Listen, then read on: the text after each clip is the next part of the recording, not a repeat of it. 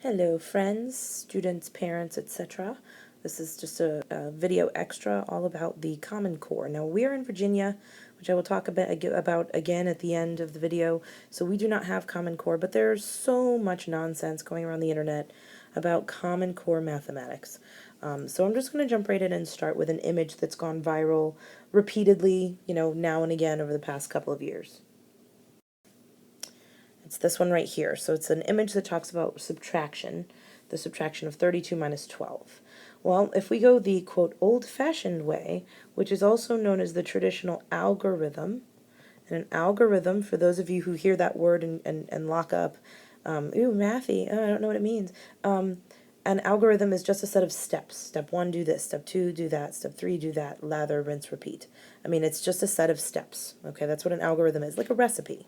A recipe is basically a kitchen algorithm, kind of. So when we subtract, 2 minus 2 is 0, and 3 minus 1 is 2. Ta-da!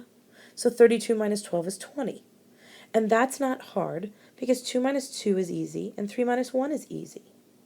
But what this individual has done is term something, first of all, the new way, and nobody likes change, so anything that's deemed the new way is upsetting to people. The new way, which is actually just called counting up, is actually using the concept to subtract based on what it would be, how many more do I need to get up to 32? That's what subtraction can be considered. We're taking away this smaller amount. And when you count up, you use benchmark numbers. So you say 12 plus 3 gets me to 15, plus 5 gets me to 20, so that's 8 so far. Plus 10 gets me to 30, so that's 18. Plus 2 gets me to 32, so that's 20. And that's what they're trying to show, is that you can count up to get there. And when you count up, as if you were using your fingers and your toes, you would have to count all the way to 20 to go from 12 up to 32. Well, the reason that this is upsetting you so much is that this is a terrible example for using this method. This particular meme is just a perfect argument for understanding that different problems require different methods. Assuming that every problem is going to be done in every person's head using the same method, or assuming a problem is going to be done in every person's head using the same method, is like saying that we all feel sadness the same way. We have distinct individual brains that are not functioning as a unit, so we don't have the same conceptualization of what we're talking about in these problems. We just don't. Our brains are not identical. We're not Stepford humans. We're not robots. So let's look at an example of a problem where we actually should use or could use the counting up method to our advantage. 82 minus 59. Now the first reason that I would use my counting up method is that borrowing for this is awkward. First of all, borrowing or regrouping in general, borrowing or regrouping is not intuitive. It's one of those things that it's not a bad thing to do if you use base 10 blocks, so those little itty-bitty cubes that mean 1, and then the little rods that mean 10, and so on. I mean, you can do that. Ugh, terrible drawing. You can take the kids and say, all right, you have 8 of these 10s right here, and I want you to take one and change it out for 10 of these little ones. You can do that, but isn't it better to have a way to say, all right, well, 59 up to 60, that's 1. And then 60 up to 82, that's 22 more. So this is 23. And that's it. That's it. All I'm doing is counting, but I'm counting to benchmarks. Counting to 60 is easy. If you want, break this into then plus 20, and that gets you to 80, and then plus 2, which gets you to, that gets you 80, which gets you to 82. See, now I've confused myself. It's just late. And there's the 23 again. So counting up is saying, all right, 59, how many to go up to 82?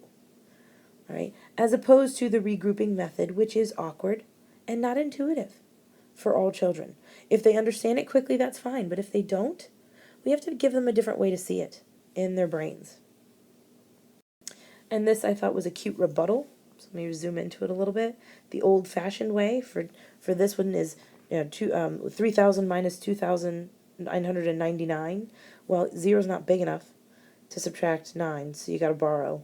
And 0 is not big enough, so you got to borrow. And 0 is not big enough, so you got to borrow. So that becomes a 2, making that a 10. But I have to take one away and make that a 10. Take one away and make that a 10. And now I can subtract. How ridiculous.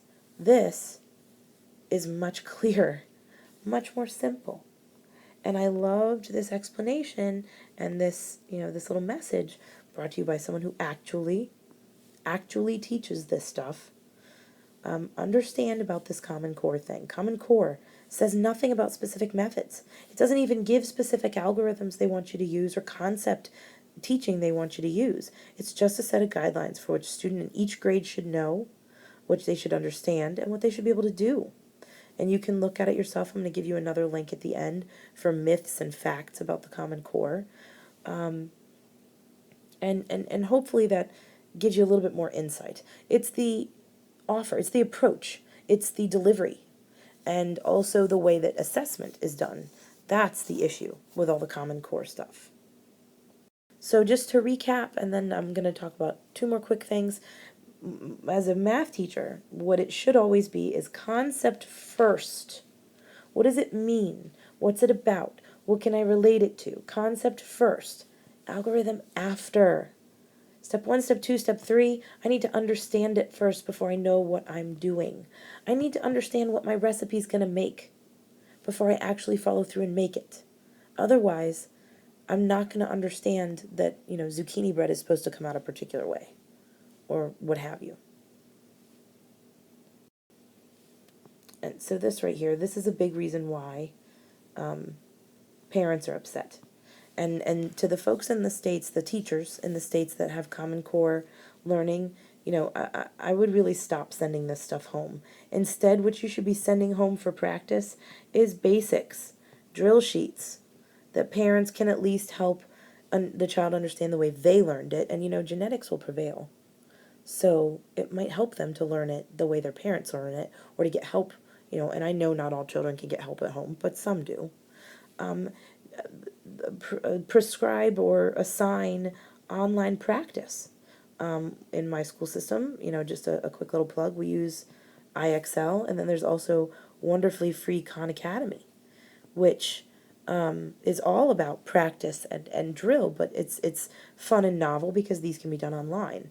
So stop sending home the Common Core stuff and send home this stuff that makes life easier for parents, and they don't have to try to figure out what the heck you're talking about with your Common Core stuff. So just a final quick recap. Common Core math is not a bad thing. Quotey fingers there. Read up, learn the facts as they see them, and they being the Common Core people. Now this is a bit of a sticking point for me. There are not as many educators involved in writing the Common Core as there probably should be. There were actually, I believe, testing executives and people who work for testing companies. So in some cases they may be former educators, but not always. So that's just a point to make there. And Virginians like me, we don't have the Common Core. We have standards of learning. Now the standards of learning are again, they're just a set of, directions. This is what we need kids to know this year. It's the implementation of what you use in the classroom, and it's the way that you provide your students with support and materials to learn that stuff that's different from teacher to teacher. And again, we should always be doing the concept first, algorithm second. So I hope this helps a little bit.